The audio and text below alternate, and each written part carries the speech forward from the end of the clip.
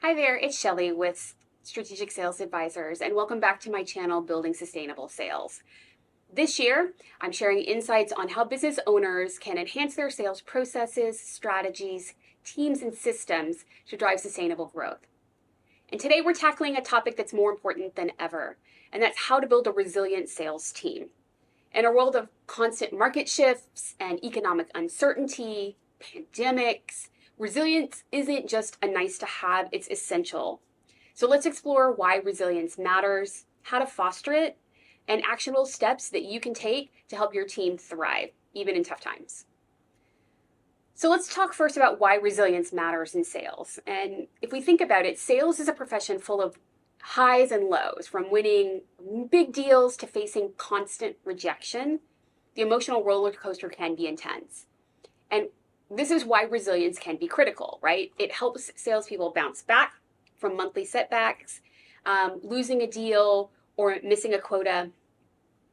We want to have resilient teams that maintain focus and energy, even when facing challenges like economic downturns or shifting customer demands or pandemics. It drives a long-term success by fostering that adaptability and grit. So if we think about it, let's harken back. I've said pandemic a couple of times now, but let's harken back to the 2020 pandemic. I worked with a retail business whose resilient sales team had to quickly pivot to online sales. And that helped them not only survive, but it helped them grow revenue despite challenges. We're going to talk about them throughout this talk today. So what does a resilient team look like? Well, here are some key characteristics. They have adaptability. They can pivot quickly when market conditions change. They have emotional intelligence, right? They have the ability to manage their emotions and empathize with clients. They have a positivity mindset. They view setbacks as opportunities to learn and grow. They have strong consistency. They maintain steady effort and focus regardless of those highs and lows and what's going on in the circumstances around them. And they also are very big collaborators. They lean on each other for support and they share best practices. There's always something to be said for healthy competition within a sales team, but we want it to be healthy. We want collaboration going on as well. So again, if we talk about resilience and the 2020 pandemic, when this retail company first, they were just a brick and mortar retail company. And when the pandemic hit, immediately business dried up. We all know that. Doors closed. You couldn't get in anywhere. People couldn't be in the same space. There was fear around, surfaces and being just around people in general. And so very quickly, as an owner and as a sales team, they had to figure out, if we're going to continue to do what we do, how do we continue to do that, right? How do we approach customers and clients when we can't get them in the door like we have in the past? And a lot of that was going to the online space. They collaborated on what do their clients need and what were they expecting?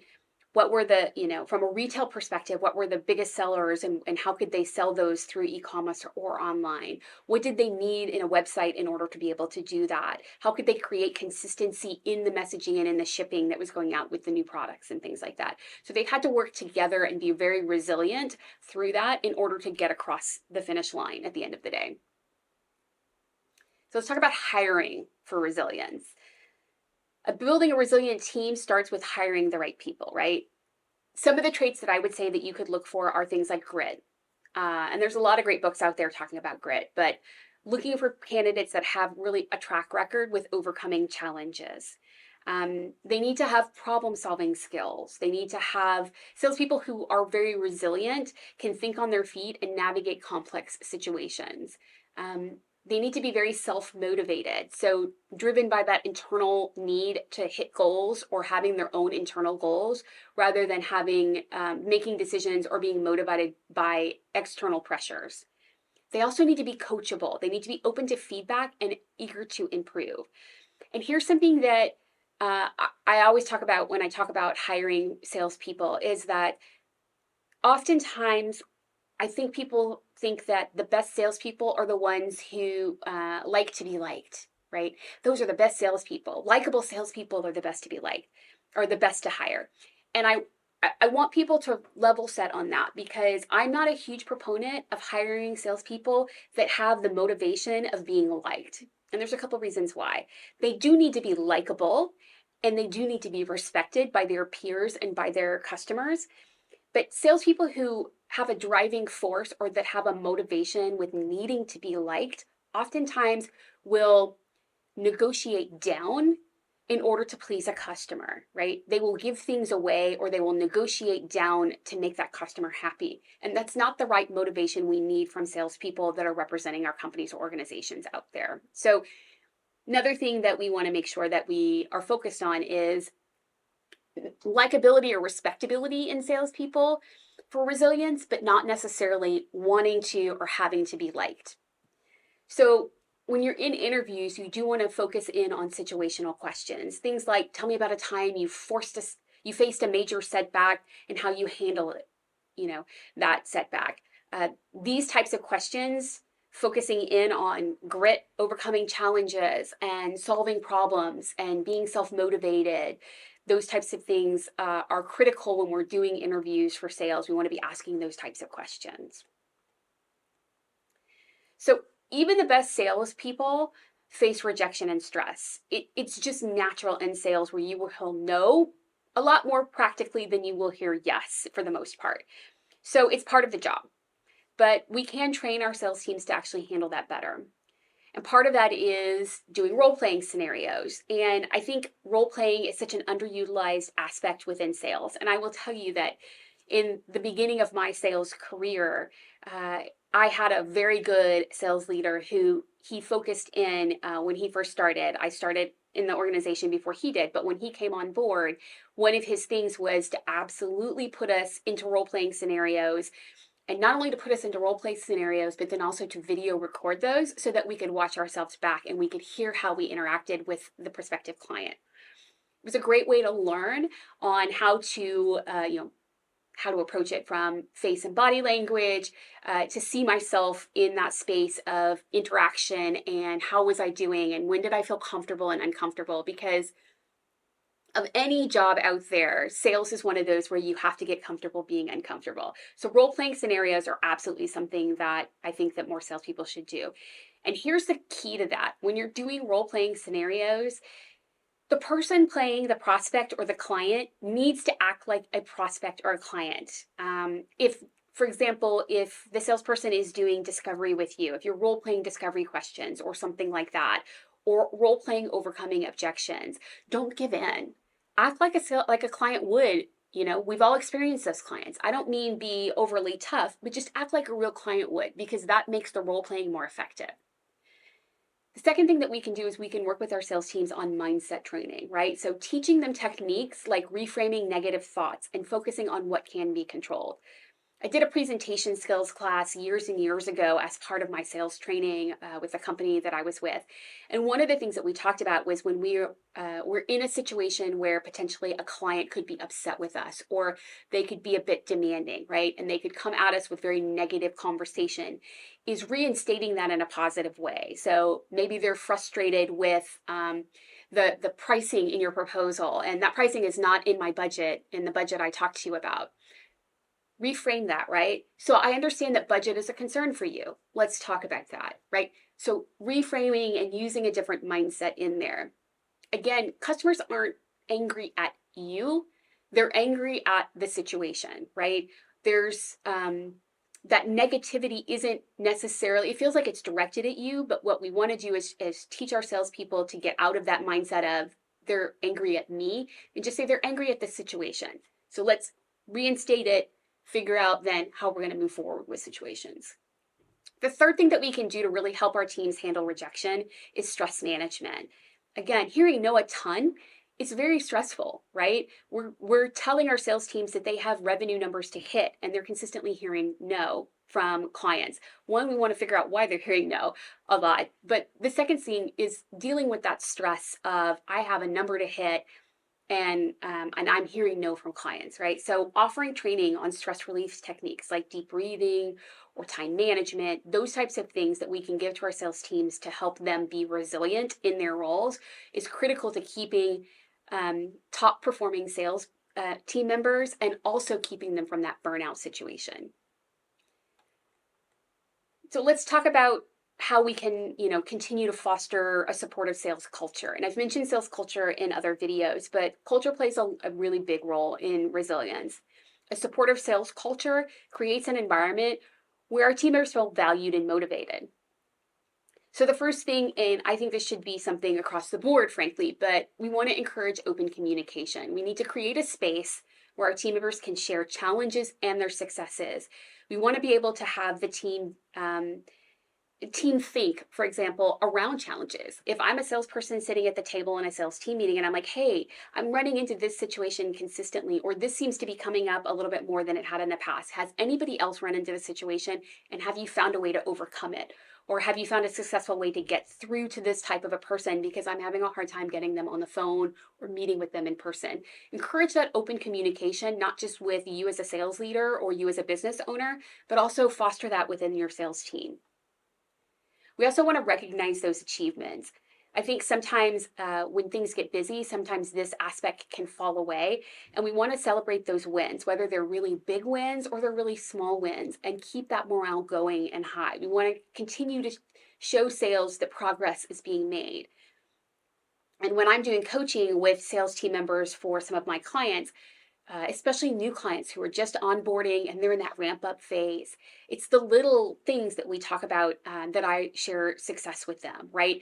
That first time they get someone on the phone, the first time they get someone in discovery, that first time they get someone to proposal phase. Celebrate those little things so that when the win happens, then it's a big success and they're motivated to continue to go on. And then we also want to promote that teamwork. So that collaboration, foster that collaboration rather than competition among team members. Again, a little bit of team competition dynamics is okay, but we don't want to make it and pit the sales team members against each other consistently, because you're going to create a negative environment in the office. And now not only are you battling to win clients, but now you're battling your other sales team members. And that's just a lot of drama that doesn't need to happen. Great example is a hospitality company that I've worked with in the past introduced a sort of win wall, right? Where they could go up and put their daily wins or their weekly wins so that everybody could celebrate with them. And so everybody could see what was going on and how those wins were happening. So that's a great way to kind of boost morale and to foster that positive and supportive environment. To a certain extent, it's also a little bit of a motivator for those that aren't necessarily putting in the effort when they see their team members and the wins. Not saying it from a negative standpoint, but it's kind of that situation of, man, I don't have a win on the board lately. I want to get one up there. Let me double time a couple of things, or let me follow up with so-and-so because I want to get my win up on the wall. So just things to think about.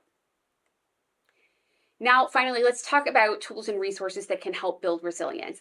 First one that I'm going to talk about is CRM systems. I talk about this consistently through all of my videos, but I think that it's really important that we have a centralized database where we can have our customer data, our customer information consistently.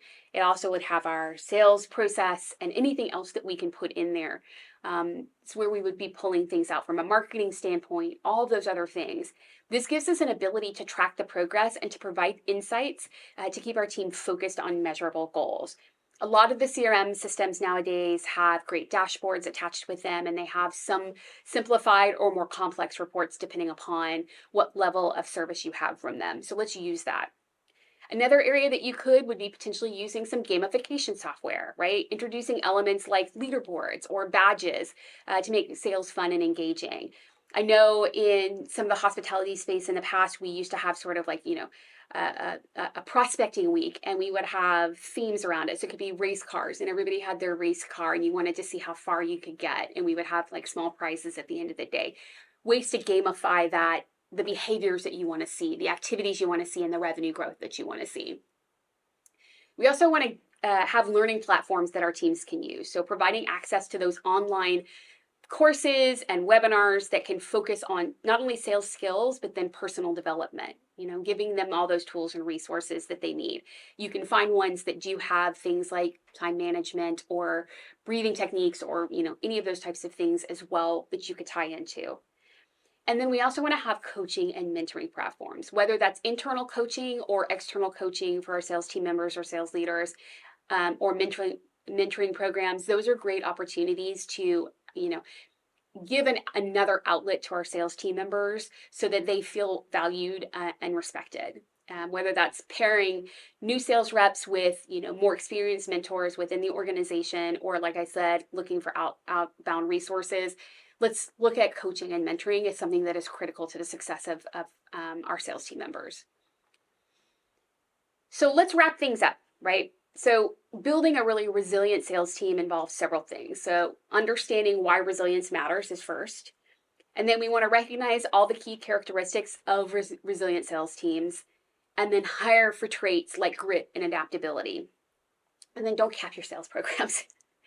I mentioned that in a previous video, but if you're looking at this and you're hiring people, and then you're telling them that do to here, but then I don't want you to go above here, you're just creating challenges around your sales team.